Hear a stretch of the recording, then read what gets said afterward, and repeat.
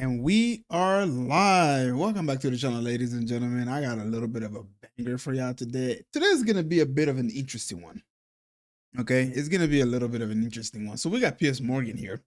And the rumor is that Michael Knowles got his butt handled to him in this. I'm not going to go ahead and react to this whole entire video. This is 1 hour and 2 minutes long. That's going to be way too crazy. All right. But this one, though, that's a whole nother ball game. The Epstein connection, everyone keeps missing. Ooh. I haven't seen this one yet.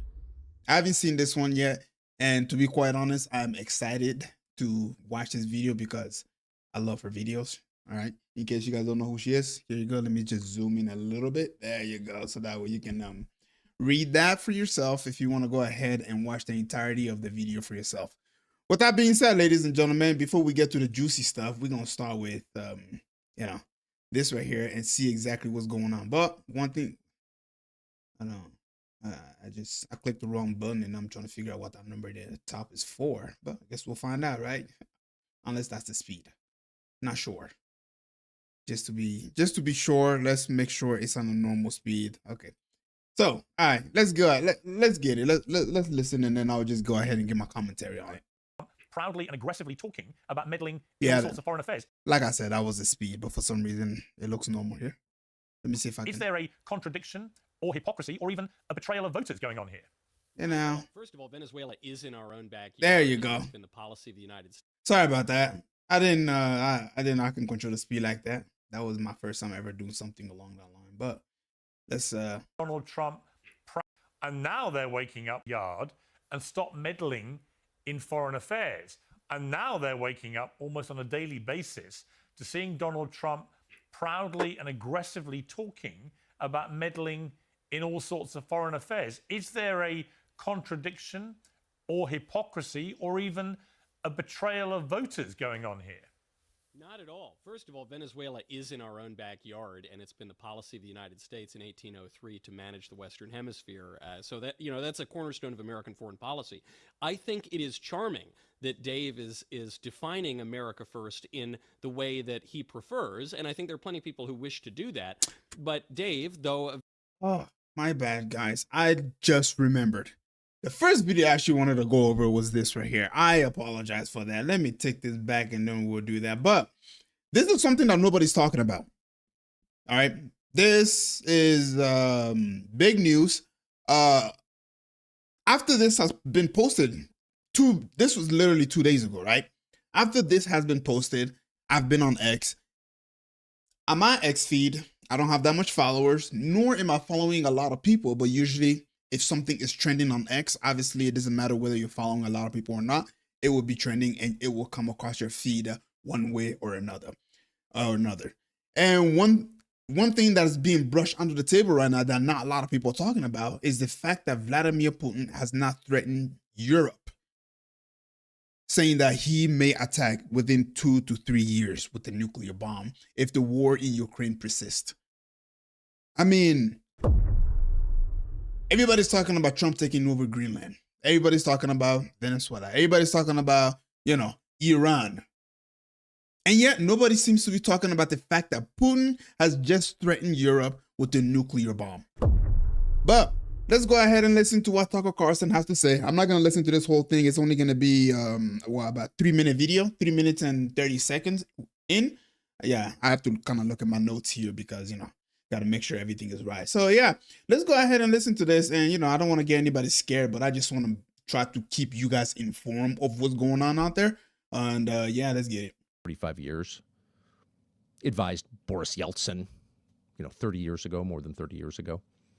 And in that interview, he says point blank, yes, if the Ukraine war continues at this tempo for a year or two more, we, speaking apparently on behalf of the Russian government, on behalf of his friend Putin, or at least someone who's very familiar with President Putin's thinking, we, Russia, will eliminate the UK and Germany with nuclear weapons. Now, that's a headline. Oh, yeah. No one wants to see Qatari gas wellheads blown up. No one wants to see killing of any kind or destruction of any kind. Right. But taking out the two most important countries in Europe, both of which have big American bases, lots of American personnel, of course, international banking, Germany being the economic engine of Europe, London being the banking center of Europe, of the West, along with New York. And of course, these are two ancient countries with which we have close ties, history and kinship and genetics. We're going to take them out. We're going to eliminate those countries with nuclear weapons, saying that right into camera. So in conclusion, what that means is Vladimir is definitely 100% not going to allow NATO to come anywhere near its border anymore. That's pretty much the conclusion of that. And so if you guys think that Vladimir is in the wrong here, you need to understand that after World War II, there was a signed deal, right? Where Russia agreed and said, hey, you can go ahead and create your NATO over there, just don't bring it next to us. Don't bring it here. And in fact, not rumor, is that it has been proven that when George Bush was in office, Vladimir actually had a proposal to join NATO and they rejected him. Fast forward all the way in 2026. Now they are literally trying to get Ukraine into NATO.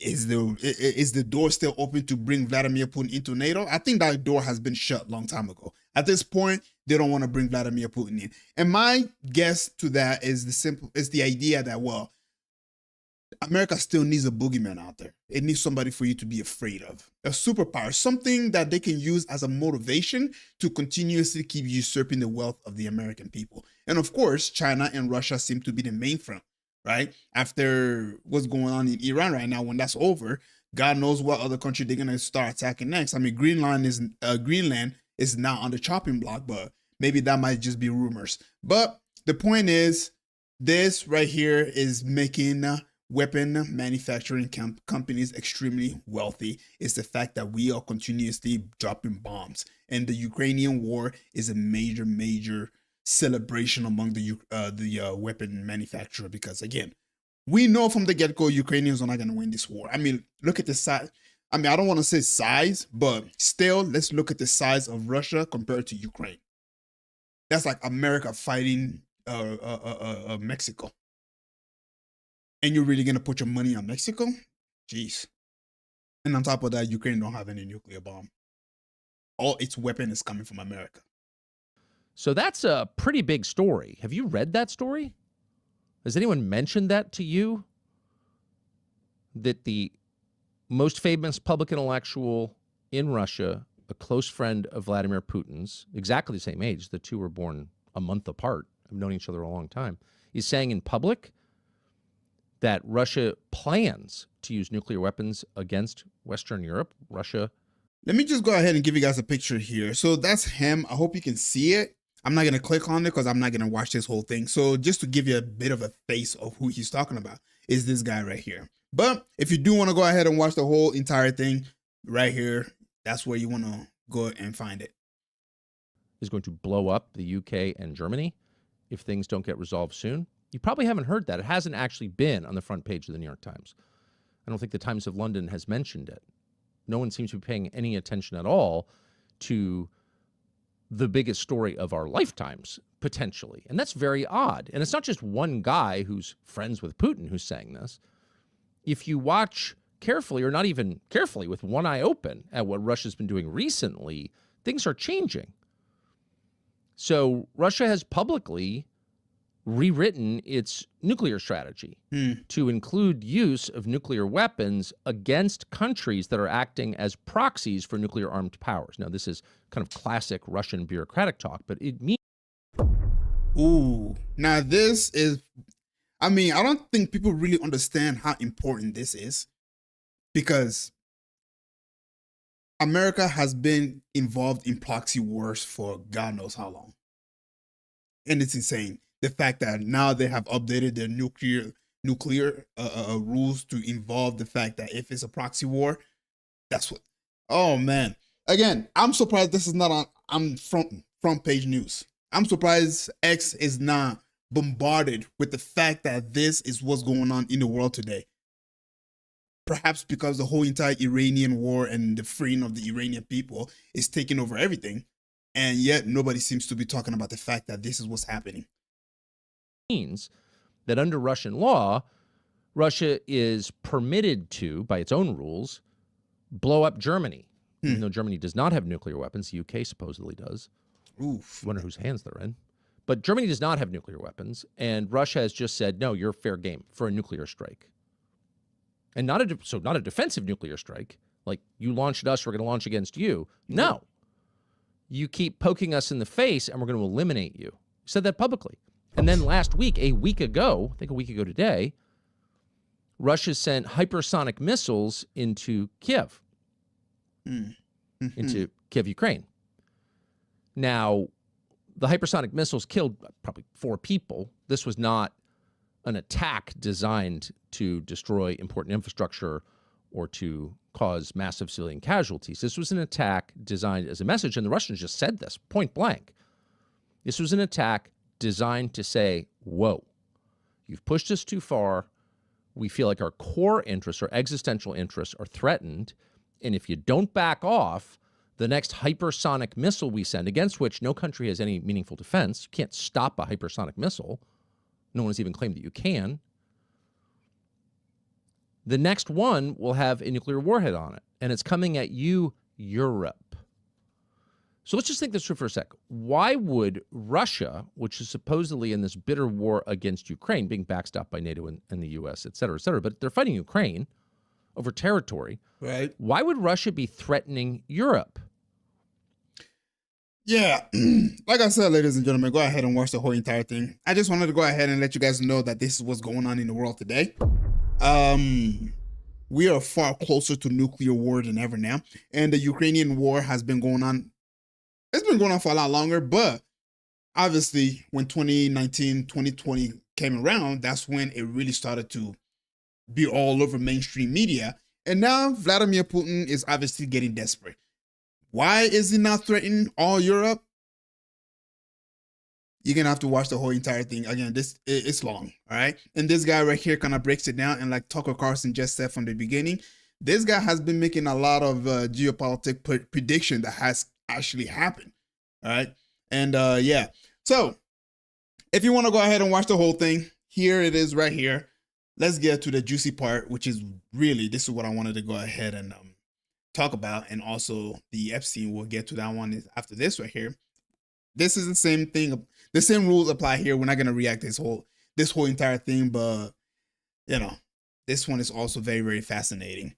Now that I've set the ground for you, now that you know what's going on the far, east side or far west side, however you want to look at it on a global scale, let's get to what's going on and what's going on in our president's mind, Donald J. Trump, and how Michael Knowles is going to go ahead and try defending him. And yeah.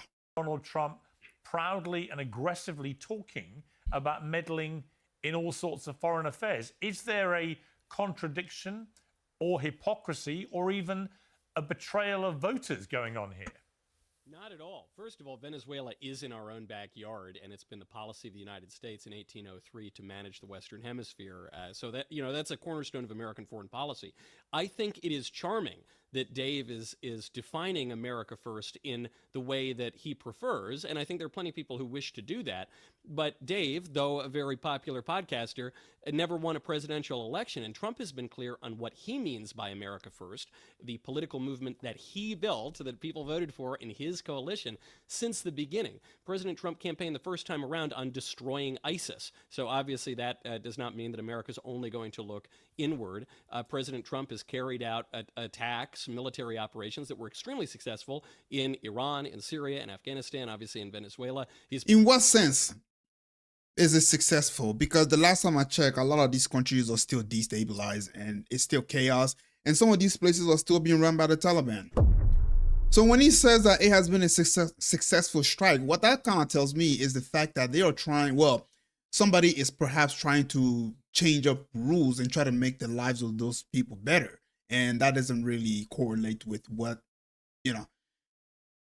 they want in the Middle East. The whole entire idea behind destabilizing the Middle East is to make it easy for the state of Israel to pretty much conquer this whole entire region. So them taking out a specific person and then they're calling it a successful strike, is it really successful? Because things haven't been getting better ever since the 20-year war stopped when Joe Biden got into office back in 2020. So again, what's your definition of success? Some of these things we need to put a lot of emphasis on it and try to get to the bottom of it and try to understand it, because to me it just sounds like a double tongue is what to call it, if I'm not wrong, or double speech or whatever you want to call it. It's that from the layman's ear, it may sound very good.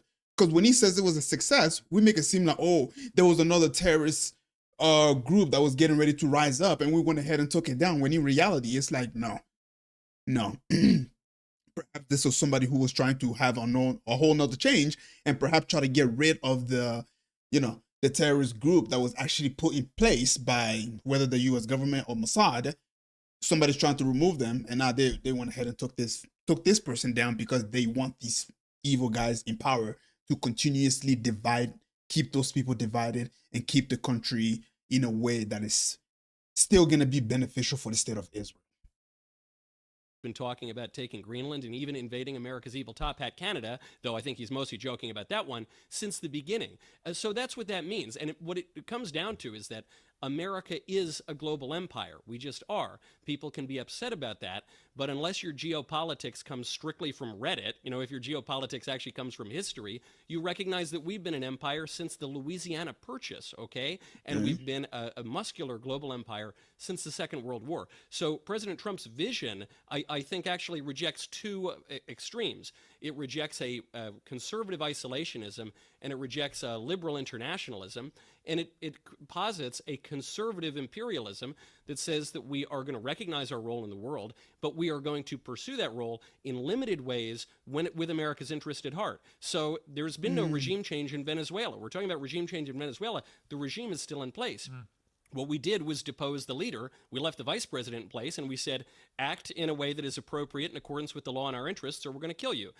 That's very different than a Bushy-era neocon regime change in Iraq. Even when we're talking about Iran, the Trump administration has not gone in a particularly overt way yet. But even there, we would be talking about a restoration of the Pahlavi regime, most likely, that goes back to 1925. So I grant there are all sorts of risks to interventions, but we're the global empire, and frankly, even the American Revolution comes out of wars of global empire. It comes out of the 7 Years' War, which itself was a derivation of the War of Austrian Succession. To pretend that we don't have a role in geopolitics is to ignore all of American history.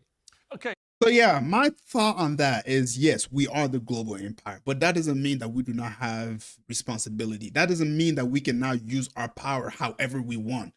This is what brings chaos. Like the saying goes in Spider-Man with big, what is it called? Oh God, my brain is just freaking fried over here, guys. I can't believe I just forgot that saying in Spider-Man.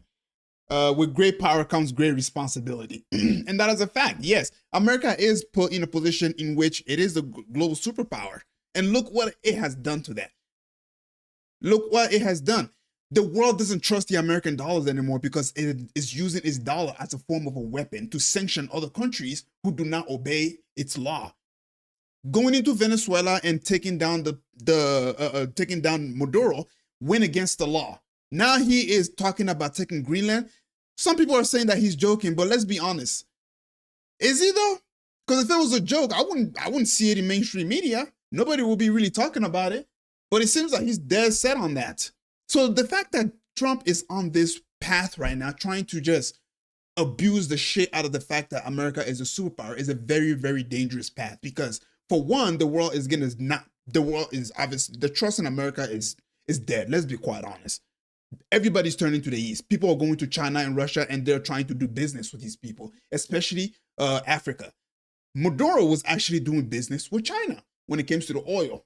This is one of the reasons why we attacked it. But in reality, having a lot of power, I understand. But this also has to come with a lot of responsibility. And what that means is you can't just do whatever you want.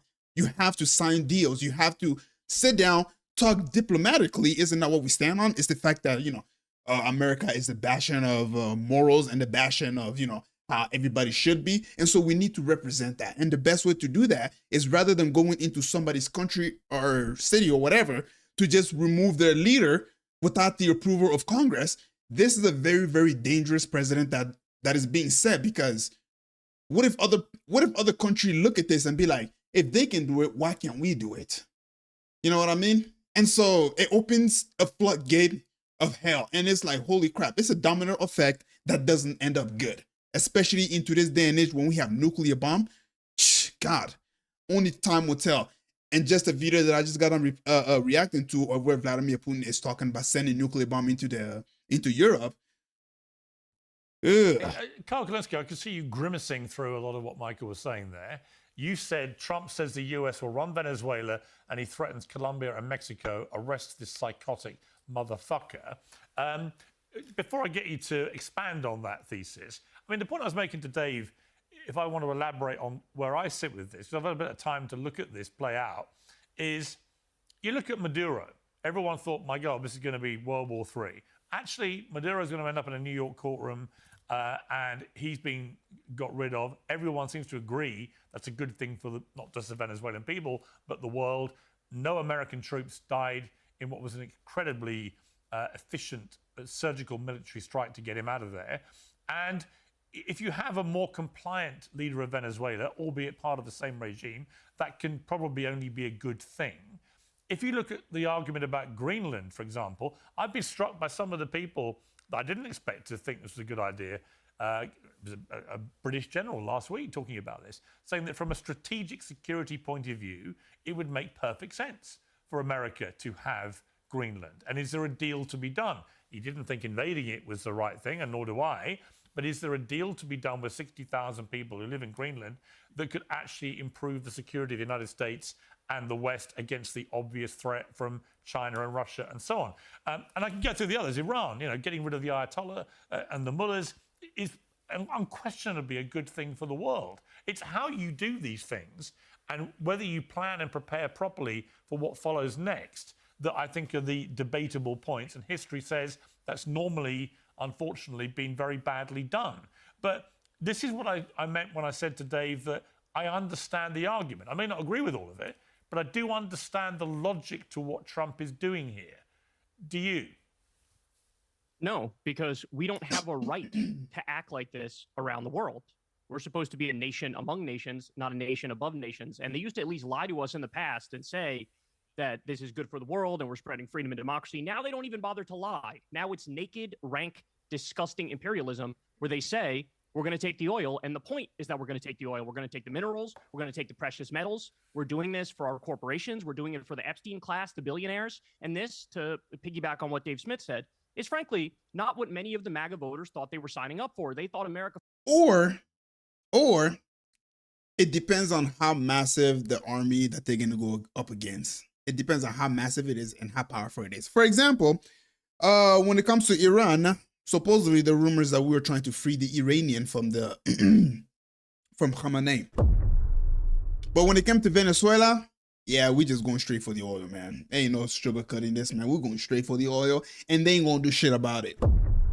But when it comes to Iran, oh, look at the Iranians.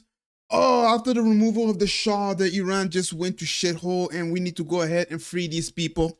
Oh, these people have been oppressed for so long, and so on and so forth. So then why do you have your Mossad among the people trying to cause chaos? Shouldn't it be an organic revolution? Shouldn't it be organic? Shouldn't the people of Iran stand up and say, we need help? Get rid of this leader because he is screwing us over. And most important of all, even though some people, not some, but people seem to forget about this fact, is that America has sanctioned the shit out of Iran. So with the sanction that you have imposed on Iran, now you expect the economy and the people of Iran to be, what, in a happy state all the time with you sanctioning them? What sense does that make? How about you remove the sanction and then see how their people react? Anyway, I'm digressing. I want to go ahead and stop there because I'm digressing. Let's go. First actually meant America first. By the way, you also replaced the Maduro regime with the Maduro regime. Congratulations on that. It's also been now a week straight of pro-regime protests. Now you have roving gangs of Venezuelan militias that are kidnapping Americans. But again, I come back to the fundamental point, which is if you sign on to stuff like this, you're saying might makes right and the law of the jungle is back. What you're saying is China has a right to go into whatever smaller country they want and depose the leader and say we're doing it because we can and we have the right to do it and we have bigger guns and there's nothing you can do to stop it. Exactly. So they're never going to address that fundamental question, which is why do we have a right? Do we actually believe in international law, or was that all a joke? Are we rolling the clock back to the 1700s and the 1800s, and we're going super primitive style here? And I think the answer to that is yes, they want to go super primitive style. What do you say? Today's show is sponsored by Oxford Natural, makers of the Optimum Day and Optimum Night. International law goes back to antiquity. It's not some creation of modernity, whether we're talking about the 1700s or the 20th century. The Geneva Conventions, the Nuremberg Tribunal, the Geneva Conventions and the Nuremberg Tribunal? Yes, those exist, but international laws, the jus gentium, goes back to antiquity. However, unfortunately, a lot of our liberal friends think history began a few decades ago. The League of Nations was useless. It fell apart, and that's why we had the UN. That's why. And now the UN is following the League of Nations because, again, look what's going on in Gaza right now. And the UN is just sitting by saying, we're monitoring it. Like, how many more dead Palestinians do you have to see in order for you to stand up and say, okay, enough is enough? How many more Ukrainians need to die in order for you to say, okay, enough is enough? I mean, seriously, it's all a fucking joke. I'm sorry for my language, but it's all a joke. The ICJ, the UN, and all these other bogus court that they have set up to try to bring bring justice to war criminal. It's a joke. It's been hijacked. Yes, at the beginning they had really, really good intention, but it's hijacked. After this whole entire thing settles down, it's gonna be the Nuremberg once again, and they're gonna go ahead and judge all these damn war criminals. The Geneva Convention. Right, I'm talking about millennia ago, because we looked at piles of millions of dead bodies, and we said that's a bad idea. We looked at piles of millions of dead bodies and said that's a bad idea. Let's not do that anymore. Let's actually have a framework and rules and laws. And Trump is blowing that up. By the way, he bombed fishing boats from Venezuela, Trinidad, and Tobago, and Colombia. He just did the regime change in Venezuela. He bombed Yemen and Somalia and Nigeria and Iran. He's threatening Greenland and Panama and Canada and Cuba and Mexico. And you sit there the whole time and act like it's okay. Is there anything Trump can do, Michael Knowles, that you would say, I condemn it, and you hop off the Trump train, or are you going to tickle his taint for the rest of your fucking life? No, there have been plenty of Trump policies that I've criticized because he's only right about 99.78% of the time. So the First Step Act I thought was a misstep. But I would say the rest. Excuse me. I would say the rest of the administration has been very successful. What's your problem? What's my your problem? Is that criticism? you're a cuck and you're a hack and you're not an independent thinker and you're meat riding Trump. Why do you say and that? You know that what he's doing in imperialism and you don't care. I'm gonna be honest right now. Anybody who's in the Daily Wire is not an independent thinker. Let's be quite honest with ourselves. If you're part of the Daily Wire crew, you are not an independent thinker. And I have seen a lot of the example of that when it comes to especially Matt Walsh. Yeah. Because the same criticism Matt Walsh has for Muslim can very much apply to the Jewish community, but yet he doesn't say that because he understands who really pays the bill. Same thing applies for this guy right here. The InfoWar. There was a guy on InfoWar, I forgot his name, right? He was being too critical of Donald Trump, and they literally had to let him go because of that. He said it himself, not me. He said he was being too critical of Donald Trump, and so they had to let him go. And I genuinely believe that Daily Wire is also on the same path. Although he's saying over here that, oh, Donald Trump is right 97% of the time. Okay. And yet here you are just bending down backward for every single time Trump says he's going to bomb another country and you have no criticism to say. Like, it's just, again, they don't think, this is why some of these people that consider themselves to be independent journalists are just a bunch of joke to me. Because in order for you to be an independent journalist, you have to be, well, just expect that you're not going to have a lot of sponsors because so much war crime is going on out there, so much corruption is going on out there, and then trying to cover all of these things, just don't expect any money coming from sponsors.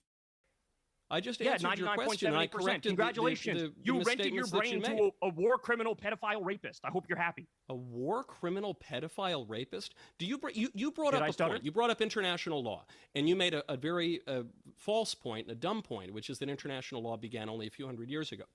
I corrected you, and I pointed out that the international law you is didn't. part of the Western tradition. That, excuse me one second. It goes back to antiquity. It's a principle of the jus gentium. And then you said, well, international law has failed because of the League of Nations failure, which I think is actually undermining your argument and proving my point and proving Trump's point, because the liberal internationalism that was established by people like Woodrow Wilson did in fact fail, which is why we need to restore an older and more classical conception of the international order, which is precisely what Trump's doing. So I think you've hoisted yourself with your own petard. And then you just make a lot of vulgar sort of non sequiturs because you don't have a leg to stand on. All right, let me bring in. Let me ask you this question. Hang on, Piers, let me ask him a question real quick. Tell me the name of the Minister of Defense in Venezuela. I don't know. Whatever his name Well, is. and that's the Garcia problem, is that you're Rodriguez advocating for a regime change. You don't know the first thing. I didn't. I just said country. that. It reminded me of Ted Cruz when he was on Tucker Carlson, and Tucker Carlson asked him what is the population of Iran, and Ted Cruz had no idea. And yet he's on stage saying we need to go bomb the Iranian to free them. They just parrot whatever the CIA or FBI or the government wants them to parrot. That's it.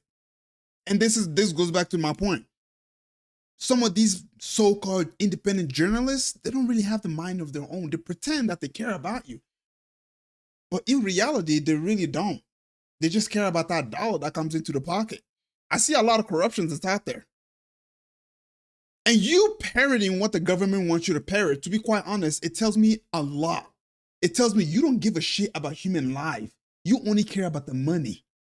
What's the point of all that money if this country falls? What's the point of all that money if this country collapses? Am I saying America is going to fall? I'm not saying that. But usually when empire falls, it's, it comes suddenly. Nobody really expects it. Anyways, if you want to go ahead and watch the entirety of the interview, here you go, ladies and gentlemen. All right, let's finish this. See if I have any more thought to put on it. Opposite. You're I advocating argued for the against regime change. He Kyle, actually you have to said get the cotton opposite. out of your I ears. heard Michael. Kyle, I just want to correct I heard something. Michael You said I'm Knowles arguing for a say regime the change. I regime disagree. remains there, right? So he said the opposite. In fact, I want to bring in Coleman. No, but he wanted to take out Maduro. Don't give me that cutesy little Yes, BS. but he That's made not the a regime point that the favor of regime US is still. intervention. He made the point the regime is still there, and the vice president appears to be much more compliant with running Venezuela the way America would prefer for its national security than Maduro. So that's what Michael said. He didn't advocate regime change. Let me bring in Coleman Hughes. Coleman, Kidnapping the president is well, not hang on, change, Carl. it's Let an me bring attempt in at regime change. Coleman hasn't said a word yet. Coleman, what's interesting about you, I think, with this is you've been, I think, striving to be quite nuanced with your take on all this stuff that's going on. And that's kind of where I found myself, is that sometimes taking a beat, looking at it from just a step away, and trying not to be too knee-jerk about all these things, often can be beneficial to your mental health, but actually can probably better, I think, represent what is really going on here. Everyone wants to go to extremes very, very quickly about everything and take a very tribal position. I've been struck by your, I think, quite intellectually honest attempt to be more nuanced. So what do you think about all this? Thank you, Piers. I try to not think about these issues in terms of left versus right or Trump versus the opposition, and try to take each issue on its own terms. So let's do that. Right. Venezuela. If the policy here is actual regime change, in other words, not just decapitating Maduro and replacing Maduro with a second worst alternative, if we were to actually effect regime change in Venezuela, that would almost certainly be a good thing for the people of Venezuela and for American interests. Now, honestly, I'm just like, what the heck is wrong with these people? Seriously, why would that be a good thing for the Venezuelans? Seriously, the reason I'm asking that is because are the Venezuelans yelling from the top of their lungs saying, hey, America, we need you to come and remove Maduro? And again, Trump has admitted this is about oil. When has we've done a regime change in, I would say, like a brown country that has actually benefited the people there? I mean, we can start out with a list of Syria, Yemen, Libya, all these countries that we have blown up and then put a puppet leader over there. Oh man, these people are just swimming in freedom right now. But when it comes to Venezuela, yeah, they're gonna be swimming in freedom later, right? Yeah. if we're going to do this half measure where we just decapitate Maduro and replace him with someone just as bad and then get a bunch of oil, well, that would at best be probably neutral for the Venezuelan people. It would be an enormous waste of U.S. military resources, and I would be very critical of the Trump administration. The truth is, I don't know which path we're going down, right? It's very early. Nobody knows. We're getting different signals from Trump depending on the day, different signals from Rubio, and anyone who's confidently prognosticating that they know which path we're going down probably doesn't know what they're talking about. True. As for Greenland, I think the truth is Trump is extraordinarily reckless in his rhetoric here. We have a situation where we have an ally in Denmark, a NATO ally. We have deep relationships with Greenland already. We have a military base, we have mineral connections.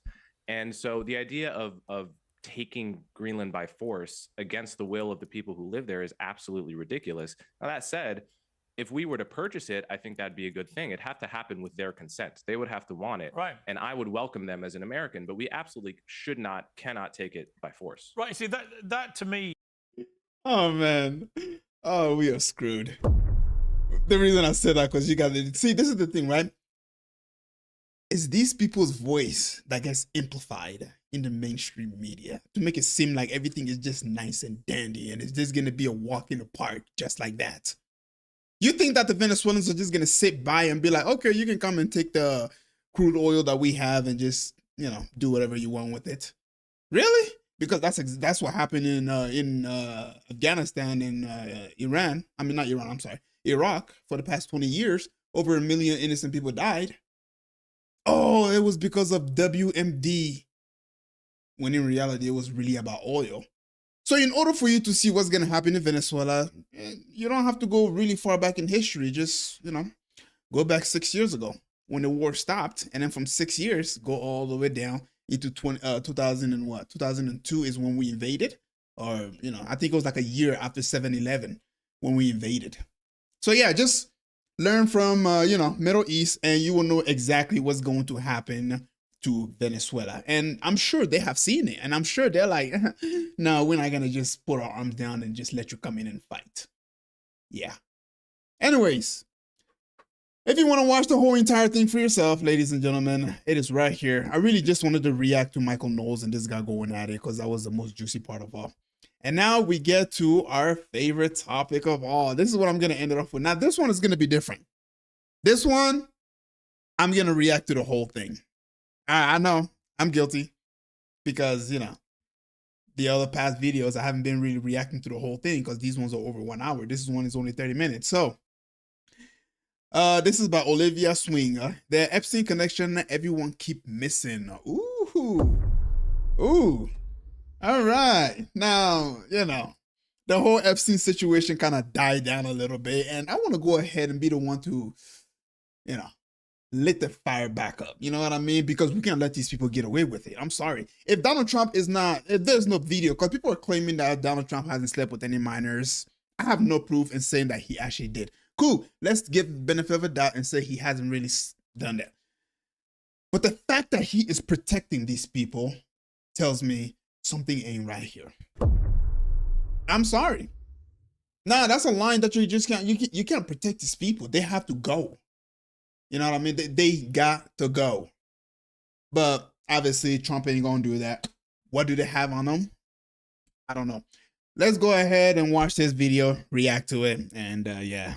Are you still talking about Jeffrey Epstein? Yes, we are. Because if nobody cares about Epstein, then why all the deflection? Earlier this year, the Trump administration made a big show of releasing files. They gave binders to conservative influencers, they promised transparency, but did not deliver. Flash forward to December, and we finally got some new documents. But while everyone was losing their minds over Bill Clinton in a hot tub, did you hear what Rep. Thomas Massie said to the press? Epstein also had close ties to our own intelligence agencies and Israel's intelligence agency. And while everyone was counting how many times Trump's name appeared in the flight logs, did you catch that Ghislaine Maxwell has her helicopter pilot license? No. And that helicopters don't require the same flight logs as planes? And maybe most importantly, Were you paying attention to what was happening in the world while these files were being released? Because I think that might be the point. The internet has been ruthless with these drops.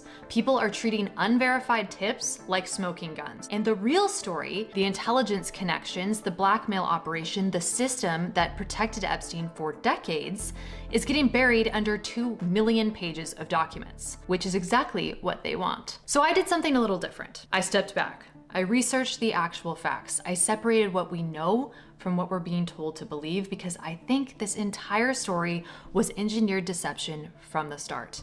And if we're going to understand what really happened with Jeffrey Epstein, we need to keep our facts straight. So this is the full story of all the things that the average person has probably missed because the group behind it doesn't want you to know. This is who Epstein really was, who he worked for, and why the truth is still being deliberately obscured.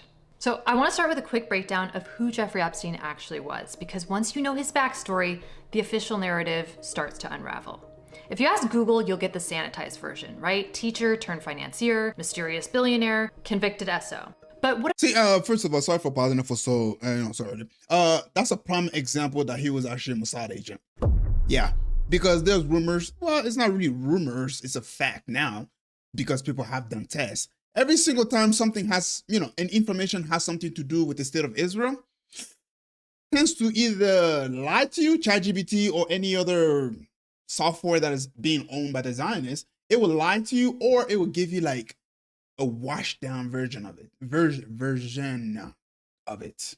So yeah, that's number one indication that, okay, they might have a connection to this state right here. What if I told you that doesn't even scratch the surface? Jeffrey Epstein claimed to have grown up in working class South Brooklyn, but records show he actually lived in Seagate. Seagate is New York City's oldest gated community, and in the 50s and 60s, when Epstein was growing up there, it was middle class and heavily Jewish. His family home was right across the street from Seagate's oldest synagogue. His parents, Seymour and Paula Epstein, were both children of European immigrants, though their exact origins are unclear. So how does a middle-class kid from a gated Jewish community in Brooklyn end up rubbing elbows with presidents, princes, and billionaires? Here's where it gets interesting. Lex Waxner. That's the reason why. Epstein got his big break while teaching math at the Dalton School, which is an elite Manhattan prep school. And the headmaster at the time, Donald Barr, father of Attorney General Bill Barr, had a reputation for hiring young people without a lot of credentials. But even for Dalton, Epstein was an unusual hire. He was 21 years old, he had no college degree, he dropped out of both Cooper Union and NYU, and yet he landed a job teaching the children of New York's wealthiest families. And that's where he made the connections that would change his life. In early 1976, Epstein was invited to an art gallery reception in Midtown Manhattan by a Dalton parent. And at that event, he was introduced to Ace Greenberg, a top executive at Bear Stearns, one of Wall Street's most powerful firms. The parent told Greenberg that Epstein was wasting his time at Dalton, and Greenberg invited Epstein for an interview. Now here's the thing. When Epstein showed up, he didn't have any idea how Wall Street worked. Okay, but Greenberg was impressed anyway. Why? Well, because Epstein had a talent, and it wasn't finance. He was just a hell of a salesman. Epstein got the job, and shortly after, he got caught lying about having degrees from 2 California universities on his resume. But Okay, one thing that I do want to say is that I don't know exactly how long this has been going on, but one thing that I do want to say is, in today's day and age, if you want to be successful, a lot of the time, it has to do with who you know. Because there's a lot of morons in powerful position that shouldn't be there. I'm just saying. There's a lot of idiots that are in position that shouldn't be there. And one of the examples that I can give is, what's this guy name? Okay. His name just kind of slipping my mind right now. But yeah, he's in Congress. Randy Fine. There he is. Randy Fine. Yeah. That big balloon dude that walks around in Congress. Yeah.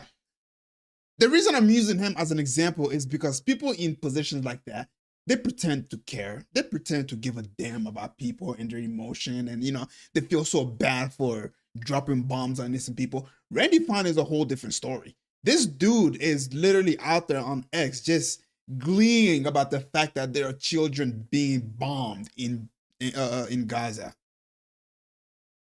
And it makes me wonder, somebody who is this open about genocide, somebody who is this open about the unaliving of a bunch of innocent people, why is he here? Because of connection. That's why. If you know powerful people and you can make them promises, you could be the dumbest of the dumb, and they'll still put you in position that's going to benefit them. And that right there is what you need to know for the foundation of who Epstein is, because rumor is that he was a moron. Kept him on anyway, because Epstein quickly proved his real skill, charming wealthy clients. One secret to Epstein's early success was his close relationship with Jimmy Kane, a senior executive at Bear Stearns who would eventually run the entire firm. According to several of their colleagues, Epstein was helping Kane pursue women and score drugs. Kane praised Epstein to anyone who would listen and began introducing him to some of Bear Stearns' most lucrative clients. But here's where the pattern starts to emerge, okay? Jimmy Kane was also hired by Ace Greenberg, and Kane was also a college dropout. In fact, Ace Greenberg had a preference. He openly said he liked to hire what he called PSDs, people who were poor, smart, and had a deep desire to become rich. People who were hungry. People who might be willing to do things others wouldn't. Now, I want you to consider something. Was this firm possibly scouting for a certain type of person? Because here's another fun fact about Ace Greenberg. He was a member of Zeta Beta Tau, a fraternity whose Greek letters are taken from the first letters of this Hebrew phrase, which literally translates to Zion. But when you start connecting the dots, Epstein grew up in a gated Jewish community. He was hired by a school with a preference for hiring young men without degrees, scouted by a boss who was in the first Zionist fraternity, and then he developed a knack for helping powerful people with their vices. Why? Well, you start to see a pattern, right? So the question we need to ask is, was Jeffrey Epstein even hired to be a financier? Or was he selected because he was hungry and willing to do things that others wouldn't? And could be loyal to a certain young country in the Middle East. Yeah, in order for you to do exactly what Jeffrey Epstein did, you have to be morally bankrupt. I mean, it takes a lot to be morally bankrupt. And hey, I guess you could say Jeffrey Epstein was a really morally bankrupt person. And truth of the matter is that there's a lot that really takes in order for you to get to that point. Although we do know a lot about Jeffrey Epstein, I still feel like we don't know everything about Jeffrey Epstein. Well, to answer that, let's look at another man that helped Epstein make a big breakthrough. Leslie Wexner. Wexner was the billionaire founder of L Brands, which included stores like Victoria's Secret, Limited Too, Abercrombie & Fitch, and Bath & Body Works. Basically all the stores that a millennial like myself shopped at growing up. It's actually kind of disgusting that I bought my first bra at a store linked to Jeffrey Epstein. But anyway, for reasons that have never been fully explained, Wexner gave Jeffrey Epstein, a guy with no college degree and a mysteriously short Wall Street career, complete power of attorney over his fortune. Now, power of attorney means Epstein could sign Wexner's name, make decisions on his behalf, control his money. Why would one of America's richest men give essentially a nobody that kind of power? Well, Wexner later claimed he was manipulated by Epstein, but that doesn't explain how Epstein ended up with Wexner's Manhattan mansion, the largest private residence in New York City, which, if you know the story, is... So the reason why he gave power of attorney to Jeffrey Epstein is because of the fact that, he's currently not in prison. That's pretty much the gist of it right there. If his name is tied to something that Jeffrey Epstein did, all he has to say is, hey, I give him, that's not me. Jeffrey Epstein's the one that did it. He has power of attorney. He has power. That's why he did what he did. And so, yeah, that explains a lot. Is the same mansion where many of Epstein's crimes would later take place. But let's take it another layer deeper. Wexner founded something called the Wexner Foundation, an organization whose mission is to strengthen leadership in the Northern American Jewish community and the state of Israel. Epstein was listed as a trustee of the Wexner Foundation. He formally approved annual grants, he signed documents appointing foundation officers. He was also named president of the Wexner Family Financial Office. But here's the weird part.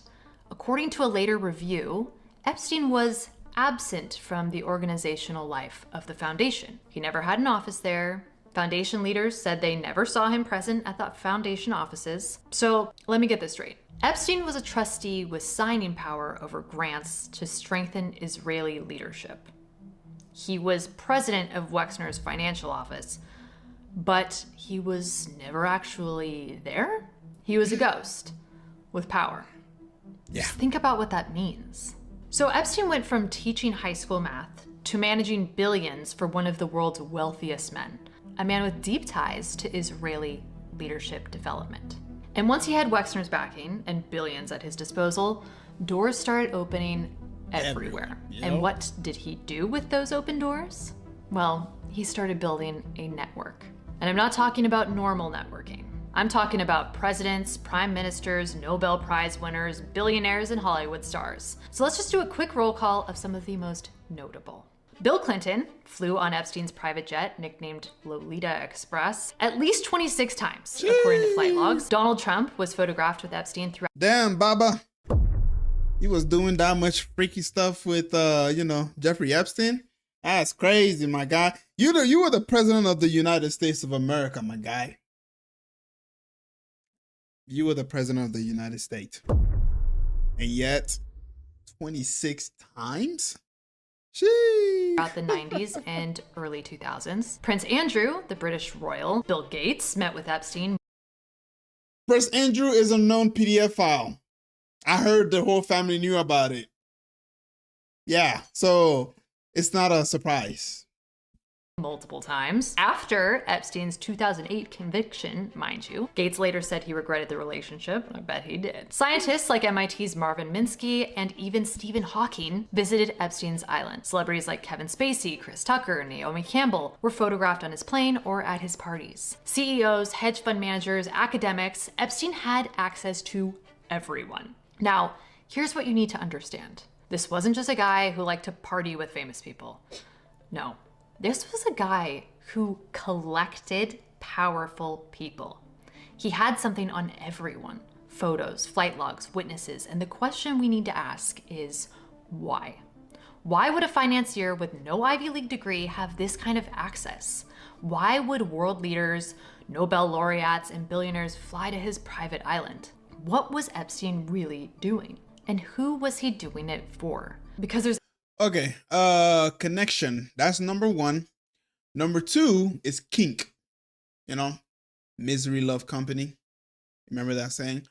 So yeah, not only did Epstein go to these people and actually recruit them and say, hey, I have a bunch of little kids at this island and you can come and do whatever you want with them, but rather connection. All he had to do was just reach one PDF file. And then, of course, ask that PDF file, hey, do you know any other powerful PDF file who would love to come to this island? And then, of course, recommendations. Recommendations starts to build into an organization. An organization builds into an entire government.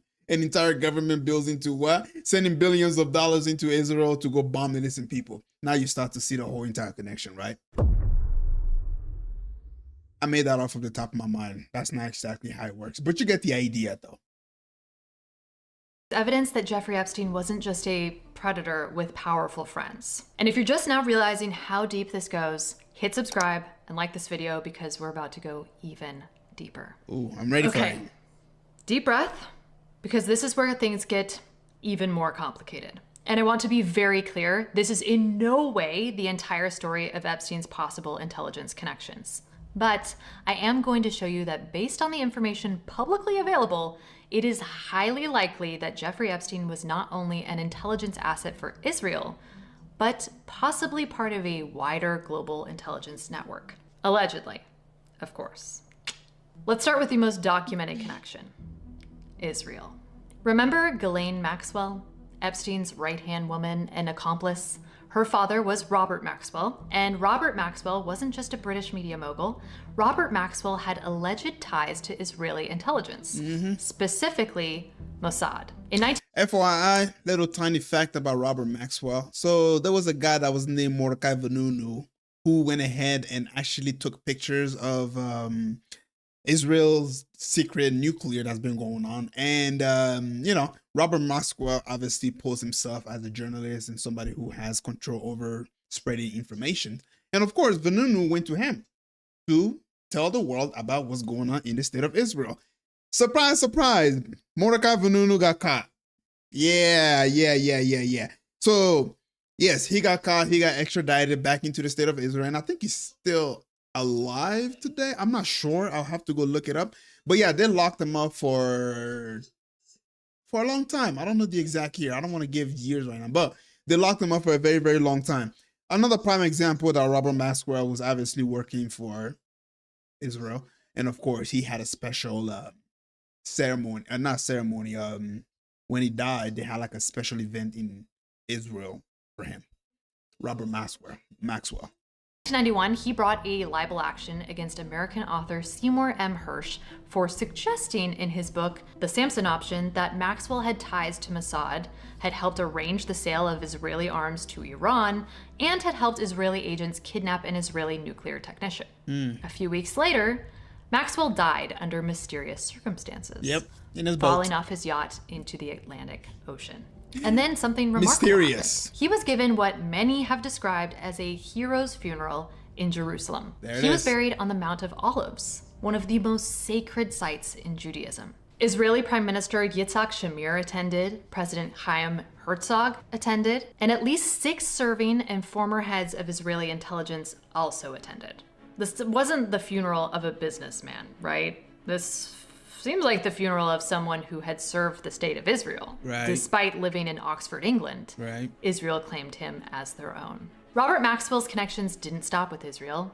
No, he also had ties to British intelligence. And here's something that should make you very uncomfortable. Robert Maxwell owned McGraw-Hill, the company that published the textbooks that I, myself, and millions of American students grew up reading and learning from. So you have a man with alleged intelligence ties controlling what goes into American textbooks. And his daughter, Ghislaine, became Jeffrey Epstein's closest associate. Coincidence? Yeah, I Well, think what not. do you think? Moving on, in 2016, Ehud Barak, former Prime Minister of Israel and former head of Israeli military intelligence, was photographed entering Jeffrey Epstein's Manhattan townhouse. Now, this was after Epstein's 2008 conviction, mind you. Barak later admitted he'd visited Epstein's home about 10 times over several years. He claimed the visits were professional and that he didn't witness any illegal activity. But Bullshit. Yeah, it wasn't 10. People say it was like over 30 or something. Yeah. He's a liar. think about this. Why is a former Israeli prime minister, someone who ran Israeli military intelligence, repeatedly visiting a convicted... Then there's Ari Ben-Menashe. Ben-Menashe is a former Israeli intelligence operative who claims that Epstein was working for Mossad, Israeli intelligence. According to Ben-Menashe, Epstein and Ghislaine Maxwell were introduced to their intelligence network by Robert Maxwell in the late 1980s. Their job? Entrap powerful people. Gather compromising material. Blackmail. A honeypot operation. Now, you might say, that's just one guy's claim. And you'd be right. But let's keep following the thread. In 2008, Jeffrey Epstein was facing serious charges for soliciting prostitution from a minor. He should have gone to prison for decades, right? Here's also another fun fact about 2008 and Jeffrey Epstein. Yeah, the market collapse in 2008, Jeffrey Epstein has a lot to do with it. If you want to know more story about that, go to somebody named Ian Carroll. He goes over the history of that and is very, very fascinating. But instead, he got a deal that can only be described as unbelievable. 13 months in a county jail with work release, meaning he left jail during the day to go to his office. He was a convicted who got to leave jail for work every day. He He's Mossad. I mean, if that doesn't tell you that this dude was literal a secret agent working in America on the behalf of powerful people who have something to gain out of usurping the wealth of America, then you were an idiot. The federal prosecutor who gave him that deal was Alexander Acosta. Years later, when Acosta was nominated for a cabinet position under Trump, he was asked about the lenient plea deal. And Acosta reportedly said something very interesting. He said, "I was told Epstein belonged to intelligence and to leave it alone." Belonged to intelligence. Protected by intelligence. Just think about what that means. A federal prosecutor was told to back off because Epstein was an intelligence asset. Okay, see, that's Epstein. Now imagine Donald Trump's circle, the people that he's protecting, that Epstein has dirt on. Guess what? These are very, very powerful people who are working on the behalf of the state of Israel. And the reason I say that is because, you know, people like, for example, the owner of TikTok or the owner of Oracle. I don't know why this dude's name just keeps to slip my mind constantly. He has his business here in the United States of America, and he's a billionaire. This guy is the #1 donor to the IDF, bruh. Imagine that. So, with Jeffrey Epstein being protected, now imagine people who are billionaires here in the United States that Jeffrey Epstein has dirt on, and then those people are sending money to the state of Israel to continue doing what they're doing there. So, of course, if Jeffrey Epstein was protected, of course, these people are also going to be protected. This is a web. And there's a lot to it that we don't know. But simultaneously, it's like, dude, come on. For whom? In 2023, it was revealed that Epstein had documented meetings with CIA Director William Burns. These meetings happened in 2014, years after Epstein's conviction. Now, why would the director of the CIA be meeting with a convicted predator? Now, here's where it gets even murkier. A recent poll found that Republicans suspect Epstein had Israeli intelligence ties, while Democrats suspect Russian intelligence ties. But what if it's not either or? What if Epstein was connected to multiple intelligence agencies? It's Russia. There are allegations tying him to British intelligence through Robert Maxwell. There are documented meetings with American intelligence officials. There are his close relationships with Israeli political and military leaders. Adam Hickey, a former top official in the Department of Justice's National Security Division, has said that if Epstein was working as an intelligence asset, there might be no trace of it in official records. Because, as he said, if you are working for the government, providing information to the government, that relationship is something that neither party necessarily wants to casually be discovered. In other words, if Epstein was an intelligence asset, we might never find the smoking gun. So let's put it all together. First of all, I don't know who that guy is. Okay, that's #1. #2, let's go see who his donors are. I'm not gonna do it right now. Do that on your own time. I guess what I'm trying to say is find out who his donors are, and you will see exactly why he has the opinion that he has. Jeffrey Epstein had relationships with presidents, prime ministers, CEOs, scientists, and celebrities. He owned private properties, an island, a Manhattan mansion, a ranch in New Mexico, all equipped with cameras, by the way. Yeah. He employed young women to massage powerful men. He collected flight logs, photos, and witnesses. And when he was caught, a federal prosecutor was told he belonged to intelligence. Allegedly. The theory is this: Epstein wasn't just a predator. He was running a blackmail operation. He would entrap powerful people, get them on camera, create leverage, and then that information could be used by intelligence agencies to control those people. Lawmakers, CEOs, scientists with access to sensitive research. Anyone with power could be compromised. And if you're an intelligence agency, Israeli, American, British, or otherwise, that's incredibly valuable. In July 2019, Jeffrey Epstein was arrested again, this time on federal sex trafficking charges. And the evidence was overwhelming, and victims were ready to testify. This time, there would be no sweetheart deal. Epstein was denied bail and held at the Metropolitan Correctional Center in Manhattan, one of the most secure federal facilities in the country, mind you. And on August 10th, 2019, less than a month after his arrest, Jeffrey Epstein was found dead in his cell. The official ruling, by hanging, but the circumstances were, let's just say, suspicious. Epstein had been placed on watch after an earlier incident, but he was taken off just days before his death. The 2 guards assigned to check on him every 30 minutes both fell asleep. The cameras that should have been recording his cell malfunctioned. His cellmate had been transferred out, leaving him alone. And an autopsy conducted by New York City's medical examiner ruled it. But an independent autopsy hired by Epstein's brother found that Epstein's injuries were more consistent with homicide. Specifically, he had a broken bone in his neck, something more commonly seen in strangulation than hanging. Now, whether Jeffrey Epstein killed himself or was killed, one thing is certain. He died before he could testify. Bullshit. I call bull. I'm sorry. I mean, it was just so inconvenient. The time. For as long as Jeffrey Epstein has been doing what he's doing. And then the moment he decided to finally take himself out, the camera just happened to malfunction.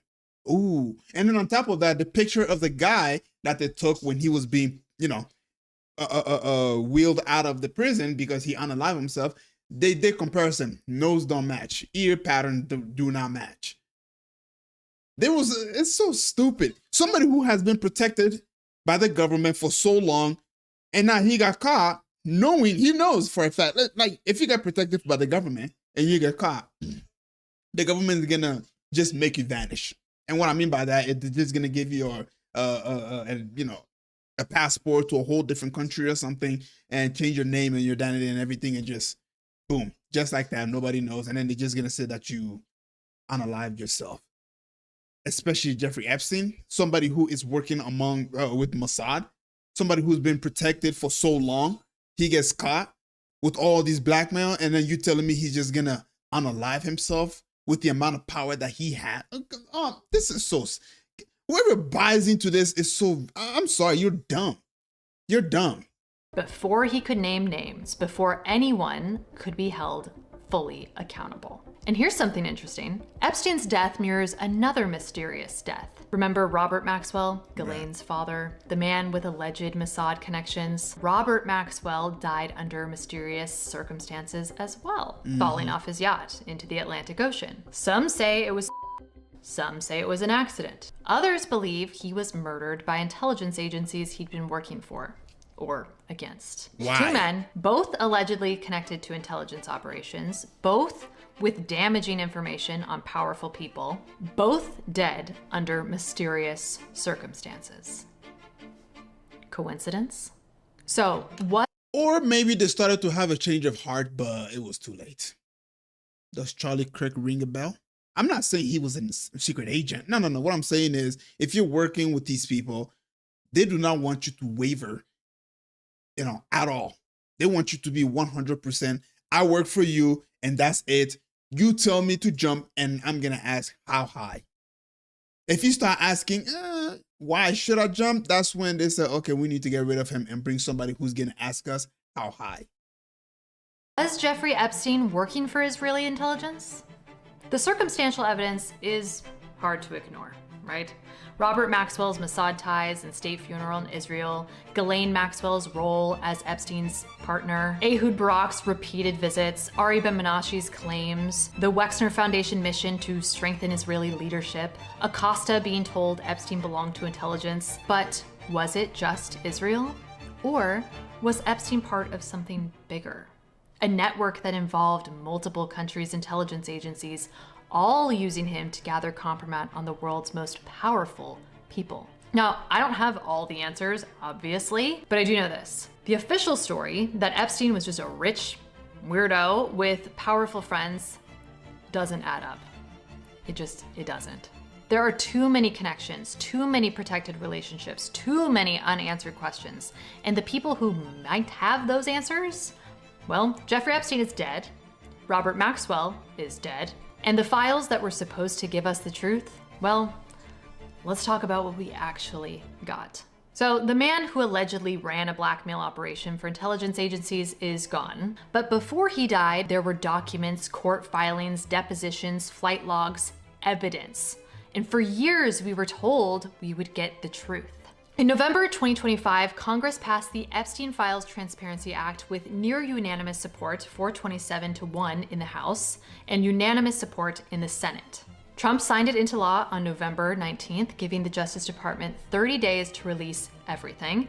And on December 19th, the deadline, the DOJ dropped hundreds of gigabytes of documents. Photos, grand jury transcripts, FBI evidence, witness statements, and more files are still being released as we speak. And let's not forget about the redacted one as well. Yeah, let's not forget that. So what did we actually learn from all these documents? The December 2025 release was massive, far more than the Ghislaine Maxwell case documents that came out previously. This was FBI investigation files, grand jury testimony, photos from Epstein's properties, flight logs, evidence photos, all sorts of stuff. And there are some genuinely new revelations. For one, the FBI was warned about Epstein in 1996. A survivor named Maria Farmer reported him to the FBI in September 1996. That's more than a decade before his first arrest, and the FBI did nothing. The files also revealed that Trump flew on Epstein's private plane more than previously known, at least 8 times between 1993 and 1996. Now, there are also witness statements that are deeply disturbing. One witness. Now, let's not get it twisted. Just because you flew on this PDF files plane doesn't necessarily mean that you diddle kids. I just want to go ahead and put that out there. I mean, I know for a fact it wasn't just America from his island back to America, his island back. It wasn't just like that. I'm sure he flew in other areas of America using his private plane. So again, just because he flew on it doesn't necessarily mean that you were guilty of doing things behind doors. At the same time, it doesn't also mean that you're not guilty of it. I mean, he can obviously, told investigators that Epstein asked to see a girl's identification to make sure she was underage. That he was frustrated when girls brought to him were too old. Jeez. And that he insisted on young girls. Disgusting. The files also reveal that the FBI was tracking at least 10 co-conspirators, people who allegedly helped Epstein with his operation. Some were served grand jury subpoenas, but we don't know who they are. Those names are redacted. And here's something interesting. Survivors have testified that Ghislaine Maxwell was a helicopter pilot and that she would fly victims between Epstein's properties. And the December files include photos of Ghislaine flying helicopters. Now, helicopters don't require the same flight logs as planes. So if Ghislaine was flying people via helicopter between properties, say from the mainland to Epstein's Little St. James Island, there might be no official record of those trips, which could explain why someone like Bill Clinton, for example, who flew on Epstein's plane dozens of times, has no documented trips to the island itself. Maybe he never went. Or maybe he went via helicopter and there's no record. We don't know. Then there's this. The files include photos of an Austrian passport found in Epstein's Manhattan home, issued under a fake name with a Saudi Arabian address and stamps from countries all over the world. Why did Jeffrey Epstein have a fake passport? Now, the files also include a lot of photos, and I want to be very careful here because a lot of people I really respect have been running wild with these, treating reports and allegations as cold, hard evidence. And look, I get it. The temptation is there. We all want answers. But I didn't start this YouTube channel to just chase headlines or feed confirmation bias. I started it to do the actual work, to research, to source, to separate fact from speculation, and especially to practice discernment. Because if Jeffrey Epstein was running a blackmail operation for intelligence agencies, if powerful people were complicit, if there's been a decades-long cover-up, then we owe it to the victims to get the truth right. Not the convenient truth, not the sensational truth, the actual truth. So let's talk about what we actually know. You're not ready for the truth.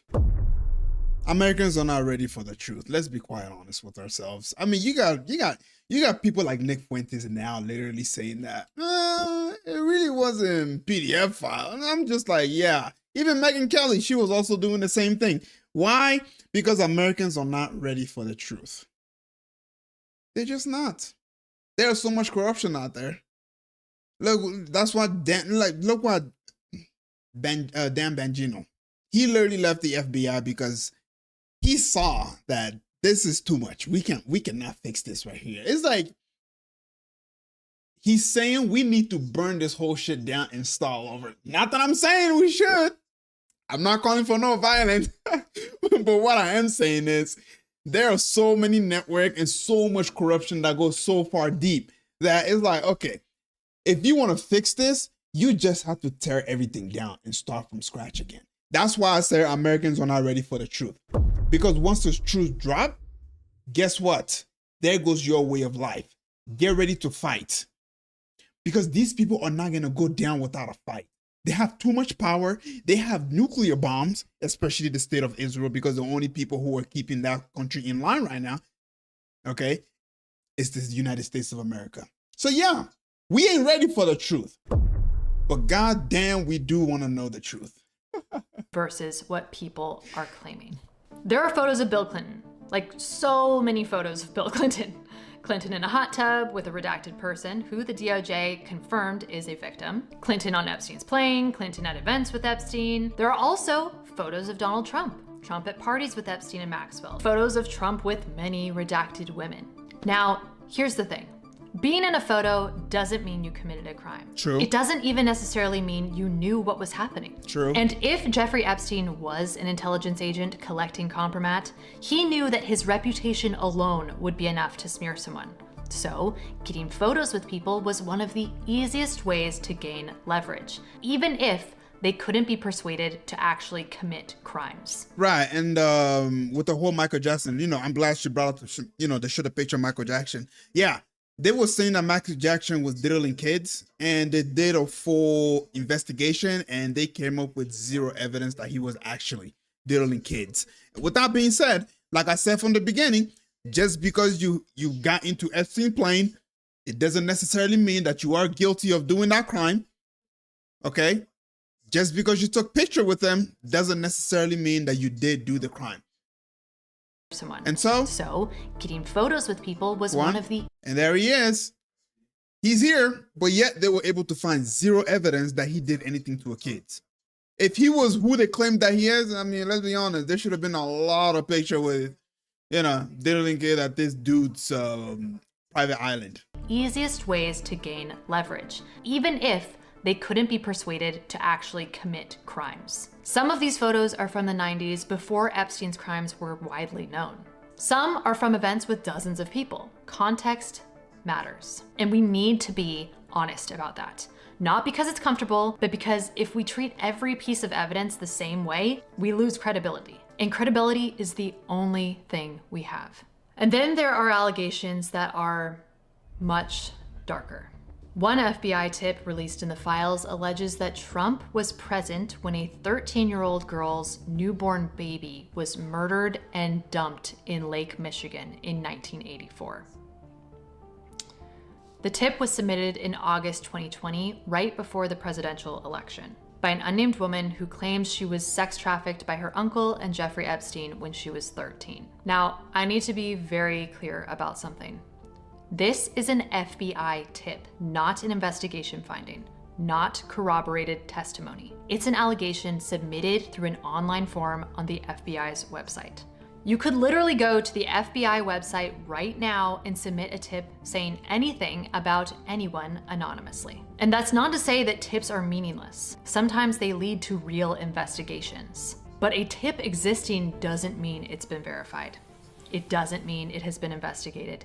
It just means someone submitted the tip. And people often confuse reported to the FBI with investigated by the FBI. Those are very different things. In this case, when you look at all the details in the tip, there's no evidence that Trump and Epstein even knew each other in 1984. And neither of them had any documented connections to Lake Michigan at the time. Though, It is worth noting that Trump later opened a riverboat casino on Lake Michigan in 1996. Make of that what you will. This tip was also submitted in August 2020 after Epstein's death and right before the presidential election. And at that time, both Epstein and Trump had been heavily featured in the news cycle. The DOJ did say that some of these documents contain untrue and sensationalist claims made against President Trump that were submitted to the FBI right before the 2020 election. The FBI declined to comment on whether they ever investigated it. So what do we do with that? If it's true, it's beyond horrific, obviously. But we don't know if it's true. And this is exactly why I'm doing the work to separate fact from fiction. Because when you mix verified evidence with unverified tips, when you release millions of pages without context, when you redact inconsistently, it becomes impossible to know what's real and what isn't. That's the whole point. That's the whole entire point. Whenever they do something here, they want to distract you over here. And the whole point of some files being redacted and not redacted is so you are just so confused as to what's, because you can't connect all the dots if you don't have the full information. That's the whole point. They want to release this information slowly as time goes on. Later down the line, they're probably going to go ahead and release more information, but yet people are not going to try to connect all the dots together. Someone could use this tip to say Trump is in the files for murdering a baby. Someone else could use the DOJ's disclaimer to say it's all made up to hurt Trump.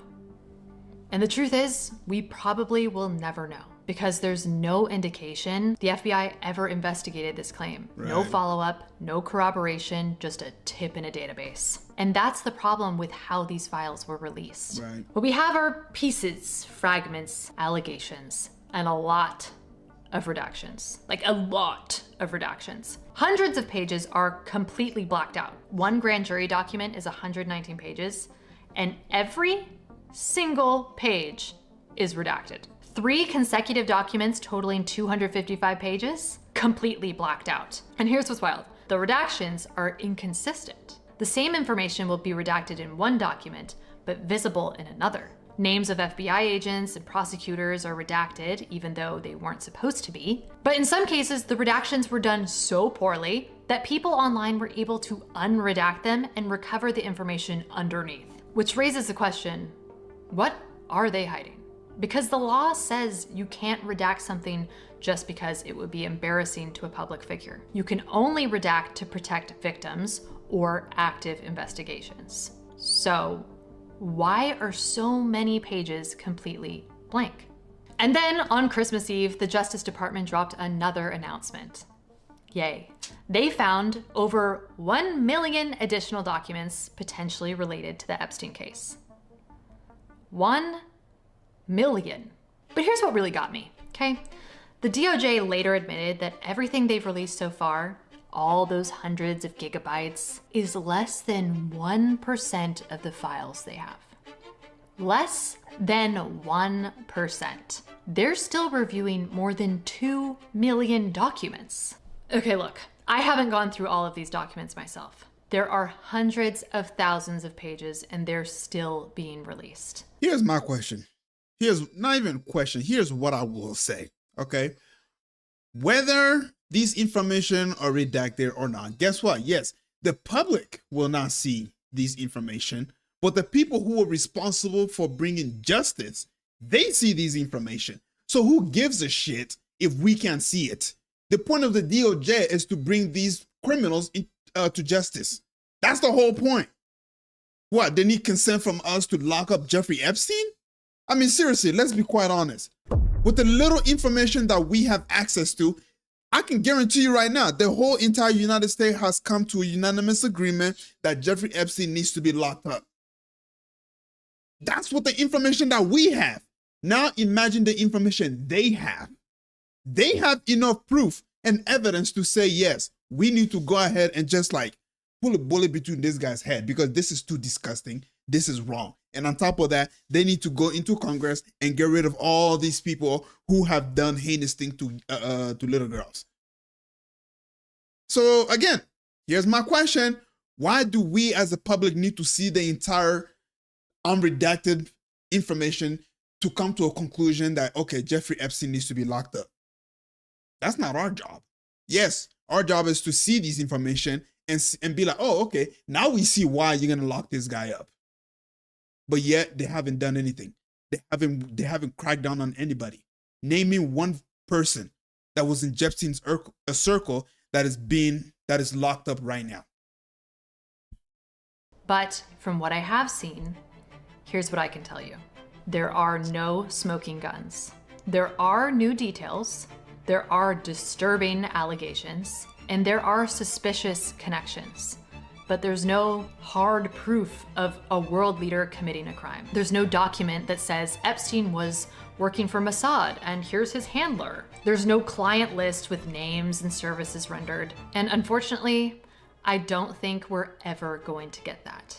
Because if Epstein was running an intelligence operation, the most damaging evidence was never going to just be in the FBI files. It was in his safe, on his servers, in the hands of intelligence agencies. And that evidence, it's gone, or it's classified, or it's being used as leverage right now. And while we're all arguing about redacted photos and flight logs, well, we're taking over Venezuela. Venezuela has also agreed that the United States will immediately begin refining and selling up to 50 million barrels of Venezuelan crude oil. And Lindsey Graham is already hinting at making moves on Cuba. You just wait for Cuba. And he's wearing a Make Iran Great Again hat. I hope that 2026 will be the year that we make Iran great again. What is that? So the world is moving on, and the Epstein files are becoming background noise. Here's where we are. Jeffrey Epstein trafficked and abused hundreds of young girls for decades. The FBI was warned about him in 1996 and did nothing. He got a sweetheart deal in 2008 because he belonged to intelligence. He died under suspicious circumstances before he could testify. The DOJ has released less than 1% of the files. The 10 co-conspirators that the FBI identified, well, their names are redacted.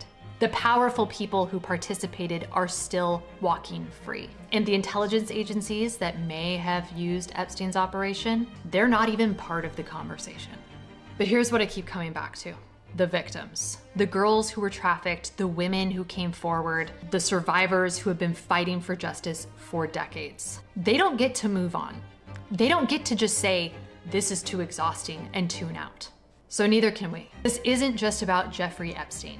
This is about a system that protected him for decades. This is about whether we, as citizens, are going to accept less than 1% of the files. That we're going to even accept that all of these people just get to walk freely without consequences. Because I don't know about you, but I am not okay with that. So we keep the conversation going. We don't let this story get memory hold under 2 million pages of redacted documents. We keep asking questions. We work together because that's exactly what they don't want us to do. And while we're paying attention to Epstein, we also need to pay attention to what's happening in the world. The stories they're hoping we're too distracted to notice. So if you want to stay informed, if you want to see me break down what's really happening in Venezuela, spoiler alert, it's not about drugs, then subscribe to this channel. And if you found this video helpful, share it. Please share it with your friends, your family, anyone trying to make sense of all of this. Because the more of us who are paying attention, the harder it is for them to hide the truth. I'm going to keep digging. I'm going to keep researching. I'm going to keep making videos because the truth is out there. It's just buried under layers of classified documents and intelligence operations and powerful people who do not want us to find it. But we will, one video at a time. And if you want to understand more about the connections I've been tracing, about how foreign influence, money, and power intersect in Washington, check out my video on Trump's ties to Israel. Because all of these stories, well, they're connected. And we're not going to stop until we get to the truth. So yeah, ladies and gentlemen, you got I hope that information was valuable. If you're new to here, please don't forget to leave a like before you leave. And if you're very interested in my other live or new live that's going to be coming in the future. Also leave that subscribe button. But in conclusion, what do I want to say? I was taking some notes here. How do we know Jeffrey Epstein is part of a secret agent, part of Mossad? Simple. The saying goes along the line of, if you want to know who rules you, just look at the people you cannot criticize. And what is one religion or one group of people that is not in the mainstream media, that should never be criticized no matter what they do?